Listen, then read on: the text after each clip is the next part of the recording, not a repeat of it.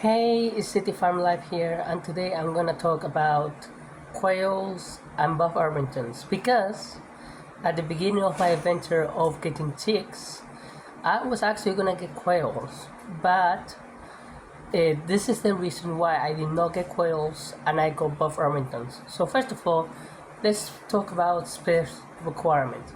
So yes, when I was looking at space requirement, I live in a small apartment. Quails were the perfect option because they just need one square per bird, and that's nothing, right? Like you could keep them in a crate if you wanted to, but I'll get to that eventually. That's it. You could keep them in a pen, and that's about it.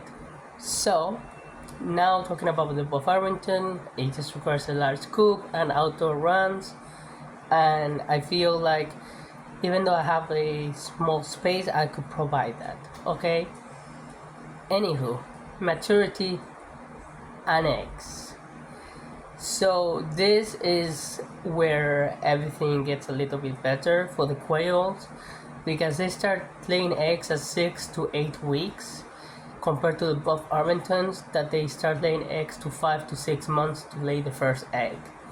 So yeah, it's maturity. It's pretty long in a way. One starts in 6 to 8 weeks, and the other one starts in 5 to 6 months. It's crazy, but I was gonna go for the quail, and this is where the quail started to look a little bit off to me.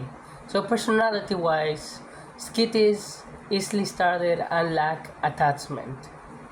Compared to the Buff Orpington, exceptionally friendly, calm and cuddly. So that's where it started to look a little bit, because I wanted a pet chicken that I could cuddle and everything else, and quails were a little bit, they're like cats. They just do their own thing and you just collect the eggs and that's it. Anyway, zoning laws, okay, often bypass city poultry bans as pets. So quails are known as pets compared to the Buff Orpington, that they actually be considered like poultry and chickens.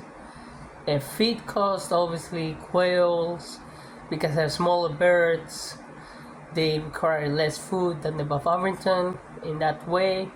Yes. Housing style, this is a little bit else because they can get frightened and everything else. Must be fully enclosed or they will fly away, and I was scared of that because I live in a neighborhood.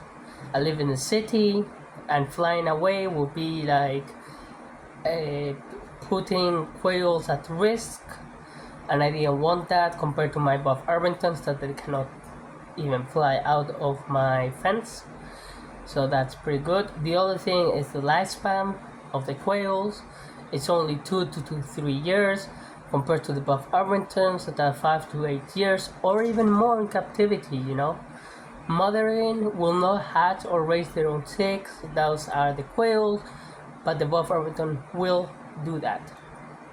So, my personal opinion is that the Buff Orpington and the quails are good, and you need to see your scenario and see what you want, because maybe the quails are better fit than the Buff Orpington and vice versa. You like more the Buff Orpington than the quails.